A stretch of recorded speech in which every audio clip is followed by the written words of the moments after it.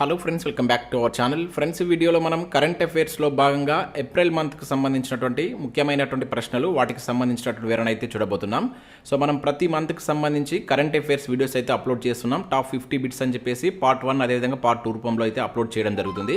So ఇప్పటివరకు మనం last 1 ఇయర్కి సంబంధించుకోవచ్చు, అంతకుముందు 2022కి సంబంధించిన వీడియోస్ కూడా అప్లోడ్ చేసాం. సో ఆ వీడియోస్ అన్ని మీరు చూడాలనుకుంటే ఛానల్ లోగో పైన కనుక క్లిక్ చేస్తే మీకు ఈ విధంగా అయితే ఓపెన్ కావడం జరుగుతుంది. సో ఇక్కడ మీరు ప్లేలిస్ట్ విభాగానికి వచ్చినట్లయితే స్టార్టింగ్లోనే కరెంట్ అఫైర్స్కి సంబంధించిన ప్లేలిస్ట్ అయితే ఉంటుంది. కరెంట్ అఫైర్స్ 2024 అని చెప్పేసి కనబడుతుంది. సో దీనిపైన క్లిక్ చేస్తే మీకు కరెంట్ అఫైర్స్ వీడియోస్ అన్ని కనబడతాయి. ఇక వాటితో పాటుగా మనం లాస్ట్ 6 మంత్స్ సంబంధించి ఎకానమిక్స్ సంబంధించుకోవచ్చు, పాలిటిక్స్ సంబంధించి, తెలంగాణ అంశాలు, అదేవిధంగా సైన్స్ అండ్ టెక్నాలజీకి సంబంధించిన వీడియోస్ కూడా దీంట్లో అప్లోడ్ చేయడం జరిగింది. ఇక కొన్ని వీడియోస్ అయితే అప్లోడ్ అవుతాయి. సో అవన్నీ కావాలనుకుంటే ఒకసారి మీరు ఈ ప్లేలిస్ట్కి చూడండి. ఇంకా అవే కాకుండా వివిధ సబ్జెక్టులకు సంబంధించి కూడా మనం వీడియోస్ అప్లోడ్ చేస్తాం. అంటే రాబోయేటువంటి అన్ని పోటీ పరీక్షలు యూజ్ అయ్యేటువంటి ఇంపార్టెంట్ కంటెంట్ అనేది మనం క్వశ్చన్ రూపంలో ఎక్స్ప్లెయిన్ చేయడం జరిగింది. ఇక్కడ మీరు జనరల్ సైన్స్కి సంబంధించి కూడా చూడవచ్చు. ఇట్లా ప్రతి సబ్జెక్ట్కి సంబంధించినటువంటి వీడియోస్ అయితే ఉన్నాయి. ఒకసారి మీరు ఇక్కడ ప్లేలిస్ట్కి వచ్చి చూసేటువంటి ప్రయత్నం అయితే చేయండి. నచ్చినట్లయితే అయితే ఫాలో కండి. సో ఈ వీడియోలో మనం ఏప్రిల్ మంత్కి సంబంధించినటువంటి కరెంట్ అఫైర్స్ అయితే చూద్దాం. చూస్తున్న ప్రతి ఒక్కరు ఖచ్చితంగా లైక్ చేయండి. ప్రతి మంత్కి సంబంధించిన కరెంట్ అఫైర్స్ మీకు ఫ్రీగా అయితే ప్రొవైడ్ చేయడం జరుగుతుంది. చాలామంది చూస్తున్నారు కానీ లైక్ చేయట్లేదు. ఖచ్చితంగా లైక్ చేయండి. ఈ వీడియోకి అయితే నేను 2000 లైక్స్ ఎక్స్పెక్ట్ చేస్తున్నాను. ఇది ఎవరికైతే యూజ్ ఉంటుందో వారికి షేర్ చేయండి. అదేవిధంగా సబ్స్క్రైబ్ చేసుకొని చూడండి. రెగ్యులర్గా మీకు జాబ్ అప్డేట్స్ అంతాయి. మన ఛానల్ యొక్క టెలిగ్రామ్ గ్రూప్లో కూడా జాయిన్ కాండి. దాంట్లో కూడా రెగ్యులర్గా జాబ్ అప్డేట్స్ షేర్ చేస్తున్నాను. చాలా యూజ్ ఉంటుంది. ఆ గ్రూప్లో కంపల్సరీ జాయిన్ కాండి. ఫ్రెండ్స్, ఈ వీడియోలో మనం మొదటి క్వశ్చన్ కనుక చూసినట్లయితే, ఫోర్బ్స్ ప్రపంచ బిలియనియర్ జాబితా 2024కు సంబంధించి క్రింది వాటిలో సరి అయినవి గుర్తించండి అని చెప్పేసి అంటున్నాడు. సో ఇక్కడ మనకు 3 స్టేట్మెంట్స్ ఉన్నాయి. దీంట్లో ఏవి సరి అయినవి గుర్తించండి. ప్రతి క్వశ్చన్కి సంబంధించి మీరు వీడియోను పాజ్ చేసుకొని దానికి ఓన్గా ఆన్సర్ చేసేటువంటి ప్రయత్నం చేయండి. మీరు ఎన్ని ఆన్సర్స్ కరెక్ట్ చేస్తున్నారని కూడా కింద కామెంట్ చేయండి. ప్రతిదీ మీకు నేను క్లియర్గా ఎక్స్ప్లెయిన్ చేయడం జరుగుతుంది. సో ఇక్కడ మనం ఫస్ట్ పాయింట్ చూసినట్లయితే, ఈ జాబితాలో భారత్ నుంచి 200 మంది సంపన్నులకు చోటు దక్కించుకున్నారు అని చెప్పేసి అంటున్నాడు. అదేవిధంగా దీనిలో భారత్ నుంచి మొదటి స్థానంలో ఉన్నది ముఖేష్ అంబానీ అని చెప్పేసి అంటున్నాడు. సో ఇక్కడ నెక్స్ట్ పాయింట్ చూసినట్లయితే, ఈ జాబితాలో తొలి 3 స్థానాల్లో ఉన్నటువంటి వారు వచ్చేసి ఇక్కడ బెర్నాల్డ్ ఆర్నాల్డ్ అని చెప్పేసి అంటున్నాడు. అదేవిధంగా ఎలన్ మస్క్, మార్క్ జుకన్బర్గ్, వీళ్ళు ఫస్ట్ 3 ప్లేసెస్లో ఉన్నారంట ప్రపంచం, అంటే మొత్తం టోటల్గా ప్రపంచం వైడ్గా చూసుకుంటే. ఇక నెక్స్ట్ చూసినట్లయితే, భారత్ నుంచి కొత్తగా ఈసారి ఈ జాబితాలో చోటు సంపాదించిన వారు 25 మంది అంటున్నాడు. సో దీనిలో మనం సరి అనేవి గుర్తించాలి.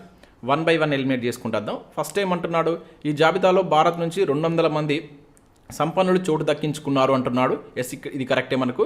సో దాంతోపాటు ఇక్కడ ఏమిచ్చాడు, భారత్లో మొదటి స్థానంలో ఉన్నది ముఖేష్ అంబానీ అంటున్నాడు. ఎస్, ఇది కూడా కరెక్టే. దీనిలో మనకు 2 పాయింట్స్ ఉన్నాయి.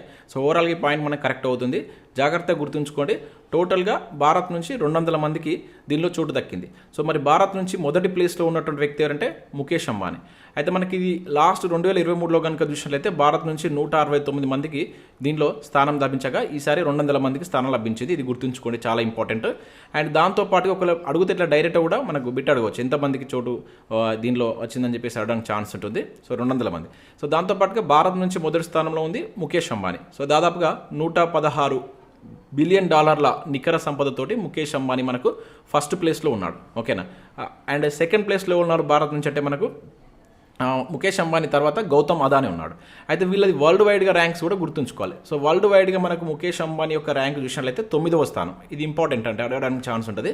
ఇక అదేవిధంగా మనకు సెకండ్ ప్లేస్లో ఉన్నటువంటి ఎవరైతే అదానీ ఉన్నాడు కదా, సో ఇతని భారత్లో చూసినట్లయితే సెకండ్ ప్లేస్, కాకపోతే వరల్డ్ వైడ్గా చూసినప్పుడు 17వ స్థానం. ఓకేనా, 17వ స్థానం. ఇది గుర్తుంచుకోండి. వరల్డ్ వైడ్గా 17, భారత్ నుంచి సెకండ్, భారత్ నుంచి ఫస్ట్, వరల్డ్ వైడ్ చూసినప్పుడు 9వ స్థానంలో మనకు ముఖేష్ అంబానీ గారు ఉన్నట్లు గుర్తుంచుకోండి. ఇట్లా మన క్వశ్చన్ నేరుగా అడగడానికి ఛాన్స్ ఉంటుంది. ఓవరాల్గా ఇప్పుడు మన భారతదేశం నుంచి 200 మంది దీనిలో చోటు సంపాదించారు కదా. మొత్తం ప్రపంచవ్యాప్తంగా చూస్తే ఈ జాబితాలో మనకు 2781 మందికి ఈసారి 2781 మంది సంపన్నులకు చోటు అయితే దీనిలో దక్కడం జరిగింది. సో గత ఏడాదితో పోల్చుకుంటే 141 మంది పెరిగిరంట ఈసారి, లాస్ట్ ఇయర్ దాంతో పోల్చుకుంటే. సో ఇవి కూడా ఇక్కడ గుర్తుంచుకోండి. ఇక సెకండ్ పాయింట్ ఏమంటున్నాడు, ఈ జాబితాలో తొలి 3 స్థానాల్లో ఉన్నవారు వచ్చేసి బెర్నాల్డ్ ఆర్నాల్డ్ అంటున్నాడు. ఎస్, సెకండ్ ప్లేస్ వచ్చేసి ఎలన్ మస్క్ అంటున్నాడు. థర్డ్ వచ్చేసి మార్క్ జుకన్బర్గ్ అంటున్నాడు. ఇది మనకు తప్పుగా ఉంది. ఓకేనా. సో మనకు ఫస్ట్ కరెక్టే, సెకండ్ కరెక్టే, కాకపోతే థర్డ్ ప్లేస్లో ఉన్నటువంటి మార్క్ జుకన్బర్గ్ కాదు, ఇతను 4th ప్లేస్ యాక్చువల్గా. సో థర్డ్ ప్లేస్లో ఉన్నటువంటి వారు ఎవరంటే మనకు ఇతనికంటే ముందున్నటువంటి వ్యక్తి ఎవరంటే మనకు జెఫ్ బెజోస్ అనేటువంటి వ్యక్తి. ఓకేనా, ఇంపార్టెంట్. ఇట్లా మనం కన్ఫ్యూజ్ చేస్తారు. మనం వీళ్ళు వరుసగా ఉన్నాయి కనుక మనకు వారి యొక్క వరుస స్థానం కూడా మనకు గుర్తుండాలి. సో ఇక్కడ ఫస్ట్ ఆర్నాల్డ్, తర్వాత ఎలన్ మస్క్, తర్వాత జెఫ్ బెజోస్, తర్వాత మనకు 4th ప్లేస్లో మార్క్ జుకర్బర్గ్ ఉన్నారు. ఓకేనా. సో ఇది ఆర్డర్, అంటే ఇది మనకు తప్పుగా ఇచ్చాడు. ఓకేనా. సో వీళ్ళు ఏ సంస్థకు అధినేతలని మీరు కింద కామెంట్ చేయండి. ఆర్నాల్డ్ కావచ్చు, Elon Musk and mark Zuckerberg మీకు తెలిసే ఉంటుంది, జెఫ్ బెజోస్, వీళ్ళు ఏ సంస్థల యొక్క అధినేత అనేది కింద మీరు కామెంట్ చేసేటువంటి ప్రయత్నం చేయండి. మనం ప్రీవియస్లో చాలాసార్లు చూసాం.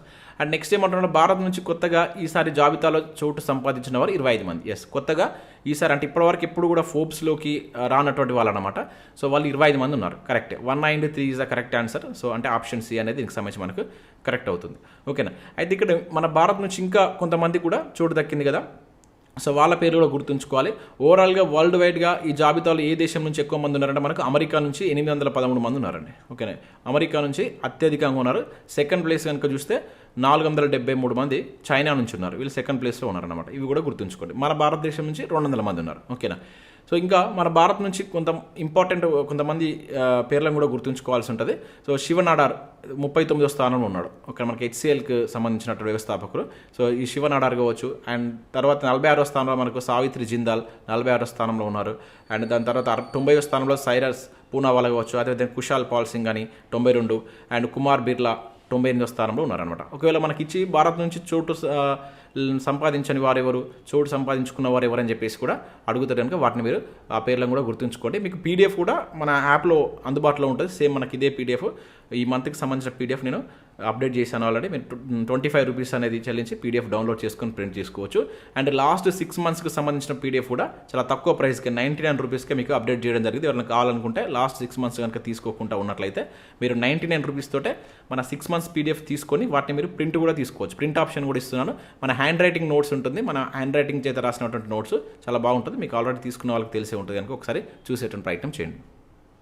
సో నెక్స్ట్ క్వశ్చన్ ఇక్కడ చూసినట్లయితే, టైమ్స్ మ్యాగజైన్ 2024 ప్రకారం ప్రపంచంలో అత్యంత ప్రతిభావంతమైన 100 మంది వ్యక్తుల జాబితాలో లేని ఈ క్రింది వ్యక్తిని గుర్తించండి అంటున్నాడు. సో మనం ఇంతకుముందు ఫోర్బ్స్ చూసాం, ఇది టైమ్స్. చాలా చాలా ఇంపార్టెంట్ మ్యాగజైన్స్ ఇవి. మనకి ఇయర్కి సంబంధించి వచ్చాయి కనుక క్వశ్చన్ మనకు డైరెక్ట్గా పడడానికి ఛాన్స్ ఉంటుంది. జాగ్రత్తగా గుర్తుంచుకోండి. ఇప్పుడు రాబోయేటువంటి గ్రూప్ 1 ప్రిలిమ్స్ కావచ్చు, ఇంక ఇతర పోటీ అన్ని పరీక్షలకు సంబంధించి కూడా ఇవి ఇంపార్టెంటే. ఓకే, ఇక్కడ చూసినట్లయితే ఆలియా భట్ అంటున్నాడు, సాక్షి మాలిక్ అంటున్నాడు, అదేవిధంగా అస్మా ఖాన్ అండ్ ముఖేష్ అంబానీ. సో దీనిలో ఈ 100 మంది ప్రతిభావంతమైనటువంటి వ్యక్తులలో లేనటువంటి వాళ్ళు ఎవరు? ఓకేనా. సో మోస్ట్ ఇన్ఫ్లుయెన్షియల్ పీపుల్ అని చెప్పేసి అంటాం వీళ్ళను. సో ఇక్కడ మనకు లేనటువంటి పర్సన్ ఎవరంటే ముఖేష్ అంబానీ గారు లేరు. సో ఇది గుర్తుంచుకోండి. ఇంతకుముందు మనకు లిస్ట్లో ఉన్నాడు, ఏది బిలినియర్ జాబితాలో ఉన్నాడు. ఇట్లా మనం కన్ఫ్యూజ్ చేస్తాడు. అక్కడ మనకు భారత్ నుంచి చూసినట్లయితే ఫస్ట్ ప్లేస్లో, ఓవరాల్గా వరల్డ్ వైడ్ చూసినప్పుడు 9వ స్థానంలో ఉన్నటువంటి వ్యక్తి ఇక్కడ లేడు అనమాట. ఓకేనా. ప్రతిభావంతమైనటువంటి 100 మంది జాబితాలో టైమ్స్ ఇచ్చేటువంటి దాంట్లో లేడు, అది గుర్తుంచుకోండి. సో వీళ్ళు ముగ్గురు ఉన్నారు. సో వీళ్ళతో పాటు ఒకసారి చూసినట్లయితే మనకు టైమ్ మ్యాగజైన్ ఏప్రిల్ 17న దీన్ని రిలీజ్ చేయడం జరిగింది. ఓకేనా. 2024కి సంబంధించి అంటే ప్రపంచంలో అత్యంత ప్రతిభావంతమైనటువంటి 100 మంది వ్యక్తులతో కూడినటువంటి జాబితాను రిలీజ్ చేసింది అనమాట. సో దీనిలో మన అంటే భారతీయులకు సంబంధించి కావచ్చు, భారత సంతతికి చెందినటువంటి వ్యక్తులకు కూడా చాలామందికి చోటు అయితే దక్కించుకోవడం జరిగింది. సో వాళ్ళు మనం ఇక్కడ చూసినట్లయితే ఆలియా భట్, ఈమె బాలీవుడ్ నటి. సో ఈమెకు బ్రిటిష్ పౌరసత్వం కూడా ఉంది. ఇంకా సాక్షి మాలిక్ చాలా చాలా ఇంపార్టెంట్ పర్సన్. అంటే ఈసారి మనం బిట్ ఎక్స్పెక్ట్ చేయవచ్చు. ఎక్కువగా వార్తల్లో ఉన్నటువంటి పర్సన్ అనమాట ఈమె. అంటే ఈ జాబితాలో మన భారత్ నుంచి చోటు సంపాదించుకున్న ఏకైక క్రీడాకారుని కింద గుర్తుంచుకోవాల్సి ఉంటుంది. అండ్ దాంతోపాటు ఇక్కడ మనకు రీసెంట్గా సాక్షి మాలిక్ WFI ఉంది కదా, మనకు వరల్డ్ రెజ్లింగ్ సంబంధించి. సో దాని చీఫ్గా ఉన్నటువంటి బ్రిజ్ భూషణ్ యొక్క లైంగిక వేధింపులకు వ్యతిరేకంగా పోరాటం చేపట్టేటువంటి వ్యక్తి అనమాట. సో ఎక్కువగా మనకు వార్తల్లో ఉంది కనుక సాక్షి మాలిక్ సంబంధించి గుర్తుంచుకోండి. డైరెక్ట్గా మనకు బిట్ అడడానికి ఛాన్స్ ఉంటుంది. అదేవిధంగా మనకు ఒలింపిక్స్ సంబంధించి పథకాన్ని అంటే రెజ్లింగ్లో మొట్టమొదటి పథకాన్ని గెలుచుకున్నటువంటి పర్సన్ కూడా ఈమె అనమాట ఒలింపిక్స్లో మనం. సో ఆమె ఏ ఒలింపిక్లో పథకం గెలుచుకుందని మీరు కింద కామెంట్ చేసిన ప్రయత్నం చేయండి. చాలా ఇంపార్టెంట్ పర్సన్. ఓకేనా. నెక్స్ట్ అస్మా ఖాన్ అని చెప్పేసి. సో ఈ అస్మా ఖాన్ కూడా సో మనకు దీనిలో చోటు సంపాదించుకున్నటువంటి వ్యక్తి. సో ఇతను మాత్రం మన భారత సంతతికి సంబంధించినటువంటి బ్రిటిష్ వ్యక్తి అనమాట. మన భారత సంతతికి సంబంధించినటువంటి వ్యక్తి. ఇతను ఒక పుస్తక రచయిత. అదేవిధంగా ఇతను లేడు. ఇంకా వీళ్ళే కాకుండా మనం చూసినట్టయితే సత్య నాదెల్లా, మైక్రోసాఫ్ట్ CEO అయినటువంటి సత్య నాదెల్లా, అతనికి 3వసారి దీంట్లో చోటు రావడం జరిగిందంట. చాలా ఇంపార్టెంట్ పర్సన్. 3వసారి కనుక అడగడానికి ఛాన్స్ ఉంటుంది, గుర్తుంచుకో. ఇంకా అజయ్ బంగా. సో మీకు తెలిసినటువంటి అజయ్ బంగా మన భారత సంతతికి సంబంధించినటువంటి వ్యక్తి. ప్రజెంట్ మనకు ఏది వరల్డ్ బ్యాంకుకి సంబంధించిన ప్రెసిడెంట్గా చేస్తున్నటువంటి వ్యక్తి. 2023 జూన్లో ఇతను అపాయింట్ కావడం జరిగింది. అది కూడా గుర్తుంచుకోండి. ఓకేనా. ఇతనికి 2007లో US పౌరసత్వం వచ్చింది. అంటే ఇప్పుడు US పౌరసత్వం ద్వారానే మనకు వరల్డ్ బ్యాంక్ సంబంధించినటువంటి ప్రెసిడెంట్గా అయితే ఉన్నాడు. అది కూడా గుర్తుంచుకోండి. మన భారతదేశంలో ఇతను పూణే సో ఇతని స్వస్థలం యాక్చువల్గా పూణే అన్నమాట. ఇంకా అతనే కాకుండా మనకు ప్రియాంక వదా నటరాజన్ కావచ్చు, అండ్ అదే కాకుండా జాగిర్ షా, ఈమె కూడా మనకి తమిళనాడుకు సంబంధించిన వ్యక్తి, భారత్ సంతతికి సంబంధించిన వ్యక్తి అనమాట. సో అమెరికాలో ఉంటుంది ప్రజెంట్. అక్కడ అమెరికా ఇంధన శాఖ రుణ కార్యక్రమాలపై ఉంటుంది కదా, దానికి సంబంధించిన వింగ్ డైరెక్టర్గా చేస్తున్నటువంటి వ్యక్తి అనమాట. ఇంకా ఈ లిస్ట్లో మనకు చోటు సంపాదించినటువంటి అతి చిన్న వయసు, ఇది చాలా చాలా ఇంపార్టెంట్. ఇతను కూడా మనకు వార్తల్లో ఎక్కువగా ఉన్నటువంటి వ్యక్తి. అతి చిన్న వయసు ఉన్నటువంటి వ్యక్తి ఎవరంటే మనకు మోతాజ్ అజయ్ జా అనేటువంటి వ్యక్తి. ఇది గుర్తుంచుకోండి, మళ్ళీ ఇతని గురించి మళ్ళీ వస్తుంది మనకు. ఇతను మనకు పాలస్తీనాకు సంబంధించినటువంటి ఒక ఫోటోగ్రాఫర్. మనకు బెస్ట్ ఫోటోగ్రఫీ 2024 సంబంధించి చూసేటప్పుడు ఇతని గురించి వస్తుంది. సో ఇతను ఈ లిస్ట్లో ఉన్నటువంటి అతి చిన్న వయసు ఉన్నటువంటి వ్యక్తి కింద గుర్తుంచుకోండి. ఇది మనకు ఈ లిస్టుకి సంబంధించి చాలా ఇంపార్టెంట్ అండి. ఇప్పుడు మనం డిస్కస్ చేసిన ఈ 2 టైమ్ మ్యాగజైన్ కావచ్చు, అదేవిధంగా ఫస్ట్ మనం చూసినటువంటి ఫోర్బ్స్ సంబంధించినటువంటి మనకు నేరుగా బిట్స్ పడడానికి ఛాన్స్ ఉంటాయి, గుర్తుంచుకోండి. సో నెక్స్ట్ క్వశ్చన్ చూసినట్లయితే, క్రింది వాటిలో సరైనవి గుర్తించండి అని చెప్పేసి అంటున్నాడు. సో ఇక్కడ మనం చూసినట్లయితే సిప్రి నివేదిక 2023 ప్రకారం రక్షణ వ్యయం అత్యధికంగా ఉన్నటువంటి దేశాల జాబితాలో భారత్ 4వ స్థానంలో ఉందని చెప్పేసి అంటున్నాడు. భారత్ 4వ స్థానంలో నిలిచిందని చెప్పేసి అంటున్నాడు. ఏ నివేదిక? సిప్రి నివేదిక. ఎస్, ఇది కరెక్టే. ఈ సిప్రి నివేదికకు సంబంధించి మనకు ప్రీవియస్లో జరిగినటువంటి గ్రూప్ 1 ప్రిలిమ్స్, మనకి ఏదైతే రద్దయినటువంటి గ్రూప్ 1 ప్రిలిమ్స్లో ఈ క్వశ్చన్ అడిగినాడు. చాలా చాలా ఇంపార్టెంట్ నివేదిక, జాగ్రత్తగా గుర్తుంచుకోండి. ఈ నివేదికలో ఏ దేశాలు ఫస్ట్ ప్లేస్లో ఉన్నాయి, భారత్ యొక్క పొజిషన్ ఏంటనేది కూడా ఇంపార్టెంట్. భారత్ 4వ స్థానంలో ఉంది. ఇది ముఖ్యంగా ప్రపంచంలో రక్షణ వ్యయం అత్యధికంగా ఉన్నటువంటి దేశాల యొక్క జాబితాను రిలీజ్ చేస్తుంది, అది గుర్తుంచుకోండి. సో భారత్ ఫస్ట్ ప్లేస్లో అంటే మనకు ఇక్కడ భారత్కి సంబంధించిన కొన్ని అంశాలు చూసినట్లయితే టోటల్గా మనకు ఇది ఏ సంవత్సరంలో 2023 ఇప్పుడు ఇచ్చారనమాట. సో మొత్తం 2023లో 8,360 కోట్లు వెచ్చించినట్లు తెలపడం జరిగింది అనమాట దీని ద్వారా. ఓకేనా? అంటే అంతకుముందు 2022 తోటి కనుక పోలిస్తే 2023లో మన మనం రక్షణ శాఖ పైన చేసేటువంటి ఖర్చు 4.2% పెరిగింది. అదే 2014తో పోల్చుకుంటే చాలా ఎక్కువ పెరిగింది అన్నమాట. ఎందుకంటే మనకు ఇప్పుడు మోడీ ప్రభుత్వం వచ్చింది 2014 కనుక, అక్కడ నుంచి కనుక మనం క్యాలిక్యులేట్ చేసుకుంటే 44% పెరిగిందట. చాలా చాలా ఇంపార్టెంట్ ఈ పర్సంటేజ్. సో ఇప్పుడు 2023లో అంటే 22-23తో కంపేర్ చేసినప్పుడు 4.2%, 2014తో కంపేర్ చేసినప్పుడు 44% పెరిగిందంట. సో అది ఇక్కడ మనం గుర్తుంచుకోవాల్సినటువంటి ఇంపార్టెంట్ అంశం. ఓకేనా? భారత్ 4వ స్థానంలో ఉంది. ఇంకా నెక్స్ట్ ఈ జాబితాలో మొదటి 3 స్థానాల్లో ఉన్న దేశాలు అమెరికా, చైనా, జపాన్ అంటున్నాడు. సో ఇక్కడ చిన్న మిస్టేక్ ఉంది. సో అమెరికా ఫస్ట్ ప్లేస్లో ఉంది, కరెక్టే. చైనా ఉంది, బట్ థర్డ్ ప్లేస్లో జపాన్ లేదు, రష్యా ఉంది. ఓకేనా? రష్యా థర్డ్ ప్లేస్లో ఉంది. నెక్స్ట్ 4th ప్లేస్లో వచ్చేసి మనకు ఇండియా ఉంది. ఓకే, ఇప్పుడు ఆల్రెడీ మనం అక్కడ ఫస్ట్ పాయింట్లో చూసాం. సో ఇవి యొక్క ఈ ఆర్డర్ గుర్తుంచుకోండి. 2023లో ప్రపంచం ఓవరాల్గా చూసుకుంటే ప్రపంచంలో కూడా అన్ని దేశాల పరంగా చూసినప్పుడు ఈ రక్షణ శాఖ పైన చేసేటువంటి వ్యయం పెరిగిందట. ఇట్లా పెరగడం అనేది 9th టైం అంట. వరుసగా 9th టైం ఈ రక్షణ వ్యయం పైన వివిధ దేశాలు అనేటువంటి ఖర్చు చేస్తున్నాయి. ఫర్ ఎగ్జాంపుల్ చూసినట్టయితే ఇప్పుడు ఉక్రెయిన్ లాంటి చిన్న దేశం కూడా ఈసారి 8వ స్థానంలో ఉంది దీనిలో. అంటే ఏ రకంగా మనం రక్షణ శాఖ పైన ఖర్చు చేస్తున్నాం అనేది ఇక్కడ మనం గుర్తుంచుకోవాల్సినటువంటి ఇంపార్టెంట్ అంశం అనమాట. సో అట్లా మనం చూస్తే అమెరికాకు సంబంధించి పెరిగినటువంటి రక్షణ శాతం లాస్ట్ ఇయర్ చూసుకుంటే 2.3% పెరిగిందంట. సో చైనా అత్యధికంగా ఇక్కడ పెంచింది, 6% పెంచింది. కానీ ఇవి కూడా మనం గుర్తుంచుకోవాల్సి ఉంటుంది అనమాట. సో ఇక్కడ ఒకటి మాత్రమే సరైంది, అంటే B1 మాత్రమే దీనికి సంబంధించి మనకు కరెక్ట్ ఆన్సర్ అవుతుంది. ఓకేనా? సో ఇది సిప్రి నివేదికకు సంబంధించి జాగ్రత్తగా గుర్తుంచుకోండి. ప్రీవియస్ బిట్ కనుక ప్రతి అంశాన్ని గుర్తుంచుకునే ప్రయత్నం చేయండి. సో నెక్స్ట్ క్వశ్చన్ చూసినట్లయితే, క్రింది వాటిలో సరికానిది గుర్తించండి అని చెప్పేసి అంటున్నాడు. సో దీంట్లో ఒకటి మిస్టేక్ ఉంది, అదేంటో గుర్తించండి. సో రీసెంట్గా మనకు రాజ్యసభ నుండి చాలామంది అభ్యర్థులు పదవి విరమణ చేయడం జరిగింది. దాదాపుగా 54 మంది రాజ్యసభ సభ్యత్వానికి పదవి విరమణ చేశారనమాట. అంటే 54 స్థానాలకు సంబంధించి పదవి విరమణ చేశారు.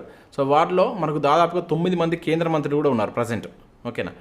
అయితే దానిలో మనకు చాలా ముఖ్యమైనటువంటి వ్యక్తి, ప్రధానమంత్రిగా చేసినటువంటి వ్యక్తి మన్మోహన్ సింగ్ గారు కూడా ఉన్నారు. సో అతని గురించి మనకు క్వశ్చన్ అడడానికి ఛాన్స్ అయితే ఉంటుంది. సో అందుకే ఇక్కడ స్పెషల్గా ఒక క్వశ్చన్ అయితే ఇవ్వడం జరిగింది. అయితే దీనిలో మనకి ఏది తప్పుగా ఉందనేది గుర్తించండి. ఓకేనా? సో ముఖ్యంగా గుర్తుంచుకోవాల్సిందంటే ఇటీవల మనకు రాజ్యసభ నుండి పదవి విరమణ పొందినటువంటి వ్యక్తులు ఎంతమంది అంటే 54 మంది. దీనిలో మనకు మాజీ ప్రధాని మన్మోహన్ సింగ్ గారు కూడా ఉన్నారు. ఓకేనా? సో అది ఇంపార్టెంట్, ఇక్కడ గుర్తుంచుకోండి. ఓకేనా? సో ఇక్కడ మనం ఫస్ట్ పాయింట్ చూసినట్లయితే 1 by 1 ఎలిమినేట్ చేసుకుంటూ వెళ్దాం. ఇక్కడ సరికాంది అంటున్నాడు. సో ఇటీవల మాజీ ప్రధాని మన్మోహన్ సింగ్ రాజ్యసభ స్థానానికి పదవి విరమణ చేశారంటున్నాడు. ఎస్, ఇది మనకు ఫస్ట్ది కరెక్టే. ఇక Manmohan Singh reserve bank of ఇండియాకు 13వ గవర్నర్గా చేశారంటున్నాడు. అదేవిధంగా మన్మోహన్ సింగ్ గారు ప్రధానమంత్రిగా ఉన్న సమయంలో మహాత్మా గాంధీ జాతీయ గ్రామీణ ఉపాధి హామీ పథకాన్ని ప్రవేశపెట్టారంటున్నాడు. అండ్ అతిపెద్ద మంత్రివర్గంను ఏర్పాటు చేసినటువంటి ప్రధాని మన్మోహన్ సింగ్ అంటున్నాడు. సో ఇది కూడా మీకు చాలామందికి తెలిసినటువంటి జీకే పరంగా మనం చదివి ఉంటాం. సో మనకు అతిపెద్ద దాదాపుగా 78 మంది మంత్రులతోటి క్యాబినెట్ ఏర్పాటు చేసిన మంత్రులతోటి మనకి ఇది మంత్రివర్గాన్ని ఏర్పాటు చేసినటువంటి వ్యక్తి. సో అతి చిన్న అంటే మనకు నెహ్రూ వస్తుంది. ఇది మనకు ప్రీవియస్లో చాలాసార్లు పెట్టి అడిగిన. సో ఇప్పుడు ఈ రెండింటిలో మనకి ఒకటి తప్పుగా ఉంది, అదేంటో గుర్తించాలి. సో ఇక్కడ మన్మోహన్ సింగ్ గారు ప్రధానమంత్రి ఉన్న సమయంలో మనకు మహాత్మా గాంధీ జాతీయ గ్రామీణ ఉపాధి హామీ పథకాన్ని ప్రవేశపెట్టడం జరిగింది. ఇది మీకు తెలిసినటువంటిదే. 2006లో మనకి పథకాన్ని తీసుకురావడం జరిగింది. మనం ఆల్రెడీ ప్రీవియస్లో చాలాసార్లు దాని గురించి డిస్కస్ చేసినాం. ఒకసారి మీరు కంప్లీట్ డీటెయిల్స్ చదివేటువంటి ప్రయత్నం చేయండి. సో ఇప్పుడు మనకి మిస్టేక్ ఏది ఉందంటే ఇది మిస్టేక్ ఉంది. సో ఇదే ఆన్సర్ అవుతుంది. సో ఏంటి ఇక్కడ ఎన్నో గవర్నర్ అంటున్నారు, రిజర్వ్ బ్యాంక్ ఆఫ్ ఇండియాకి వచ్చేసి 13వ గవర్నర్గా చేశారంటున్నాడు. సో ఇది ఇక్కడ మనకు మిస్టేక్ ఇచ్చాడు.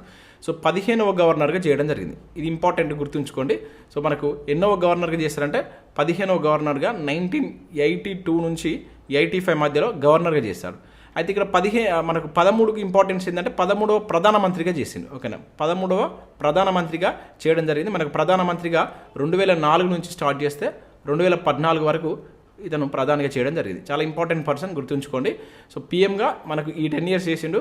అండ్ ఆర్బీఐ గవర్నర్గా 1982 నుంచి 85 మధ్య 15వ గవర్నర్గా చేయడం జరిగింది. సో ఇతని యొక్క జననం కనుక చూసినట్లయితే పంజాబ్లో జన్మించినటువంటి వ్యక్తి. దేశానికి 22వ ఆర్థిక మంత్రి కూడా చేసిండు. ఓకేనా, పివి నరసింహారావు టైంలో మనకు ఎప్పుడు 1991 మనకు ఆర్థిక సంస్కరణలు వచ్చినటువంటి టైంలో, సో మనకు ఆర్థిక శాఖ మంత్రిగా చేసినట్టు ఈ టైంలో 1991 నుంచి 96 మధ్యలో మనకు 1991లో ముఖ్యంగా ఆర్థిక శాఖ మంత్రిగా పనిచేసినటువంటి డాక్టర్ మన్మోహన్ సింగ్ భారత ఆర్థిక వ్యవస్థకు మనకి సరళీకరించి విదేశీ పెట్టుబడులను ప్రోత్సహించేందుకు అనేక సంస్కరణలు తీసుకురావడంలో చాలా ముఖ్య పాత్ర పోషించినటువంటి వ్యక్తి అనమాట. ఓకే, సో ఇతను ఇప్పుడు ఇక్కడ మనకు 3 పదవులు ఉన్నాయి. ఒకటి ఆర్బీఐ గవర్నర్ చేసిండు, ఆర్థిక శాఖ మంత్రిగా చేసిండు, పీఎంగా చేసిండు. సో చాలా ఇంపార్టెంట్ పర్సన్ కనుక గుర్తుంచుకోండి. అదేవిధంగా మనకు ఇతను పార్లమెంట్లో రాజ్యసభ సభ్యుడిగా మనకు ఎప్పుడు 1991 ఓకేనా, పార్లమెంట్లో రాజ్యసభ సభ్యుడిగా 1991 నుంచి 2019 వరకు కొనసాగడం జరిగింది. సో ఇది కూడా గుర్తుంచుకోండి. అస్సాం నియోజకవర్గం నుంచి చేశారనమాట. ఓకే, ఏప్రిల్ 2019 నుంచి ఇప్పుడు లాస్ట్ టైం కనుక చూసుకుంటే అది ఒకటి మాత్రం మనకు 2019, 2024 అది వచ్చేసి రాజస్థాన్ నియోజకవర్గం నుంచి ఎన్నిక కావడం జరిగింది. మీకు తెలిసే ఉంటుంది, మనకు రాజ్యసభ అనేటువంటిది మనకు రాజ్యాంగం పరంగా చూసుకుంటే ఆర్టికల్ 80 అనేది రాజ్యసభ గురించి తెలుస్తుంది. ఓకే, దీనిలో మనకు రాజ్యసభకు సంబంధించినటువంటి కంప్లీట్ డీటెయిల్స్ ఉంటాయి. సో వీళ్ళ యొక్క నియామకం ఎట్లుంటుంది, రాజ్యసభ యొక్క కాల పరిమితి మనకు 6 years ఉంటుంది. ఇది చాలా చాలా ఇంపార్టెంట్. సో కాకపోతే ఎవ్రీ 2 yearsకి ఒకసారి దీనిలోకి 1/3 మెంబర్స్ పదవి విరమణ చెందుతారు. ఇది మనకు చాలాసార్లు ప్రీవియస్లో అడిగింది, గుర్తుంచుకోండి. ఇంకా మీరు రాజ్యసభ సంబంధించినటువంటి కంప్లీట్ డీటెయిల్స్ కూడా చూడండి, చాలా చాలా ఇంపార్టెంట్. మనకు ప్రీవియస్లో లోక్సభ కంటే రాజ్యసభ మీద ఎక్కువ క్వశ్చన్స్ అడుగుతున్నారు కనుక ఒకసారి అది కంప్లీట్గా చూసేటువంటి ప్రయత్నం చేయండి. సో ఇక్కడ మనం తప్పించింది ఏంటి, ఇక్కడ 13 కాదు 15వ గవర్నర్ అని చెప్పేసి ఇవ్వాల్సి ఉంటుంది. సో ఇవి ఇతనికి సంబంధించినటువంటి కొన్ని ఇంపార్టెంట్ పాయింట్స్. సో ఇతను ప్రధానిగా ఉన్నప్పుడు మనకు కొన్ని ఇంపార్టెంట్ ఒప్పందాలు కూడా జరిగినాయి. 123 అణు ఒప్పందం అని చెప్పేసి చూస్తాం అన్నమాట. ఇండియా అదేవిధంగా యుఎస్ మధ్య ఈ ఒప్పందం కూడా జరిగింది. సో అది కూడా గుర్తుంచుకునేటువంటి ప్రయత్నం చేయండి. అదేవిధంగా చాలా ఇంపార్టెంట్ పాయింట్ ఏంటంటే రాజ్యసభ నుంచి ప్రధాని అయినటువంటి వ్యక్తి మనకు ఓవరాల్గా భారత దేశ చరిత్రలో కనుక చూసినట్లయితే రాజ్యసభ నుండి ప్రధాని అయినటువంటి వ్యక్తులు 4 ఉంటారు. ఓకేనా, దానిలో మనకు మన్మోహన్ సింగ్ గారు ఒకరు. సో మిగతా వారు వచ్చేసి ఇందిరాగాంధీ కావచ్చు, దేవగౌడ, ఐకే గుజ్రాల్ గారు. సో ఇట్లా మనకు రాజ్యసభ నుంచి నామినేట్ అయ్యి వాళ్ళు ప్రధానిగా చేసినటువంటి వ్యక్తులు అనమాట. సో ఇది మనకు గుర్తుంచుకోవాల్సినటువంటి దీనికి సంబంధించిన ఇంపార్టెంట్ పాయింట్స్. ఒకసారి మీరు రాజ్యసభ నిర్మాణానికి సంబంధించి కూడా చూసేటువంటి ప్రయత్నం చేయండి. మ్యాక్సిమం నేను ఇంపార్టెంట్ పాయింట్స్ అని మీకు ఇక్కడ కవర్ చేయడం జరిగింది. సో నెక్స్ట్ క్వశ్చన్ చూసినట్లయితే, ఇటీవల కేంద్ర ప్రభుత్వం ప్రారంభించినటువంటి సురక్ష డిజిటల్ ప్లాట్ఫామ్ క్రింది దేనికి సంబంధించింది అంటున్నాడు. ఇది కూడా చాలా చాలా ఇంపార్టెంట్ అండి. మనకి ఎకానమీ పరంగా ఇది అడగవచ్చు, కరెంట్ ఎకానమీ పరంగా. సో క్లియర్గా ఎక్స్ప్లెయిన్ చేస్తాను. సో రైతులకు బీమా సౌకర్యం అందించడం కోసమా, ఉద్యానవన రైతులకు సబ్సిడీలు కల్పించడం కోసమా, చెరుకు వేసేటువంటి రైతుల కోసం సబ్సిడీ అందించడమా, లేదంటే ఆర్గానిక్ వ్యవసాయం చేసేటువంటి రైతులకు బీమా సౌకర్యమా? సో ఆన్సర్ చూసినట్లయితే మనకి ఇది ఉద్యానవన రైతులకు సబ్సిడీ కల్పించడం కోసం మనకు క్లస్టర్ డెవలప్మెంట్ ప్రోగ్రామ్, దీన్నే సిడిపి అని చెప్పేసి అంటాం. ఓకేనా, ఇది కూడా ఇంపార్టెంట్, దీని గురించి కూడా ఎక్స్ప్లెయిన్ చేస్తాను.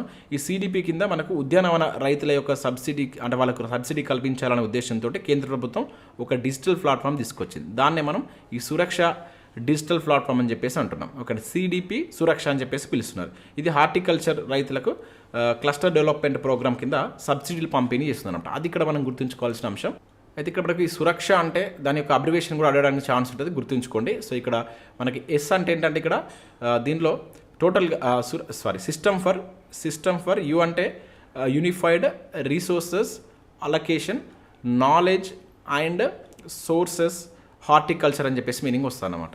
సో ఇది దీని యొక్క హార్టికల్చర్ అసిస్టెన్సీ. ఏ అంటే అసిస్టెన్సీ, హెచ్ అంటే హార్టికల్చర్, ఎస్ అంటే మనకు సోర్స్, సో కే అంటే నాలెడ్జ్, ఓకే, ఏ అంటే అలొకేషన్ వస్తుంది అండ్ రిసోర్సెస్, అండ్ యూ అంటే యూనిఫైడ్, ఎస్ అంటే system for. So system for unified resources allocation knowledge and secure horticulture assistance అని చెప్పేసి మీనింగ్ వస్తుంది. దీని యొక్క అబ్రివేషన్ ఇది కూడా గుర్తుంచుకోండి. సో ఇక్కడ మనం ముఖ్యమైనటువంటి అంశం ఏంటంటే ఈ సిడిపి, ఇది మనకు అడగడానికి ఛాన్స్ ఉంటుంది. సిడిపి గుర్తుంచుకోండి, ఇది నేషనల్ హార్టికల్చర్ బోర్డు కింద మనకు వర్క్ చేస్తారన్నమాట. సెంట్రల్ సెక్టార్ స్కీమ్లో ఒక భాగం సిడిపి అనేటువంటిది. 1984లో దీన్ని గురుగ్రామ్లో ఏర్పాటు చేశారు. హర్యానాలో ఉన్నటువంటి గురుగ్రామ్లో దీన్ని ఏర్పాటు చేయడం జరిగింది. సో దీన్ని 2021లో కేంద్ర వ్యవసాయ మరియు రైతు సంక్షేమ మంత్రిత్వ శాఖ కింద కూడా ప్రారంభించారనమాట. అయితే ఇక్కడ ఏంటంటే ఇది హార్టికల్చర్కి సంబంధించినటువంటి భౌగోళిక గుర్తింపు యొక్క అంటే ఉండేటువంటి ఆ ప్రత్యేకతను కావచ్చు, అదేవిధంగా దాని యొక్క ప్రొడక్షన్, ప్రీ ప్రొడక్షన్, ఇంకా దానికి సంబంధించిన బ్రాండింగ్, మార్కెటింగ్ కార్యకలాపాల యొక్క అభివృద్ధికి ప్రోత్సహించడం కోసం ఈ సిడిపిని తీసుకొచ్చారు. అయితే దీని కింద మన భారతదేశంలో ఈ సిడిపి క్లస్టర్ల కింద మనకు 55ని గుర్తించారు. ఇవి చాలా ఇంపార్టెంట్. దీనిలో మనకు ప్రస్తుతం 12ని ప్రయోగాత్మకంగా అమలు చేస్తున్నారు. గుర్తించిన 55, అమలు చేస్తున్నాయి 12. అయితే ఈ 12లో మన తెలంగాణ నుంచి ఉన్నటువంటి క్లస్టర్ ఏంటంటే సో మహబూబ్ నగర్కి సంబంధించినటువంటి మ్యాంగో పంట, ఇది గుర్తుంచుకోండి, ఓకేనా. సో మనకు మహబూబ్ నగర్లో ఉన్నటువంటి దాంట్లో సో ఈ మ్యాంగో పంట ఉంటాయి కదా, సో మ్యాంగో పంటను మనకు ఈ క్లస్టర్ కింద గుర్తించడం జరిగింది. ఏపీలో చూసినట్లయితే సో ఏపీలో మనకు అనంతపూర్ అరటిపండు తోటలకు సంబంధించి దీనికి ఎంపిక కావడం జరిగింది అనమాట. తెలంగాణలో మహబూబ్ నగర్ మ్యాంగో పంటకు ఈ 12 క్లస్టర్లో ఒకటిగా ఉంది. అండ్ ఏపీలో కనుక చూసినట్లయితే అనంతపురం అరటి తోటలకు సంబంధించింది దీనిలో ఉందన్నమాట. ఇది దీనికి సంబంధించి గుర్తుంచుకోండి, ఇంపార్టెంట్. ఇది మనకి ఎకానమీ పరంగా ఈ సబ్జెక్ట్ కూడా ఉంటుంది. ఉద్యానవన పంటలకు సంబంధించి మనం వ్యవసాయం టాపిక్లో చూస్తాం, అక్కడ ఉంటుంది ఇది. సో ఇప్పుడు నేను చెప్పినటువంటి అంశాలు మనకు అక్కడ ఎకానమీ పరంగా కూడా అడగవచ్చు, గుర్తుంచుకోండి. సో నెక్స్ట్ క్వశ్చన్ చూసినట్లయితే క్రింది వాటిలో సరైనవి గుర్తించండి అంటున్నాడు. సో ఇక్కడ ఏమంటున్నాడు, నేషనల్ క్రెడిట్ ఫ్రేమ్వర్క్ను 2024-25 విద్యా సంవత్సరం నుంచి 6, 9, 11 తరగతులకు పైలట్ ప్రాజెక్టుగా ప్రారంభించాలని సిబిఎస్ఈ ఇటీవల నిర్ణయించింది అని చెప్పేసి అంటున్నాడు. ఎస్, ఇది కరెక్టే. సో మనం దీన్ని ఏమంటాం, ఎన్సిఆర్ఎఫ్. చాలా ఇంపార్టెంట్ అండి.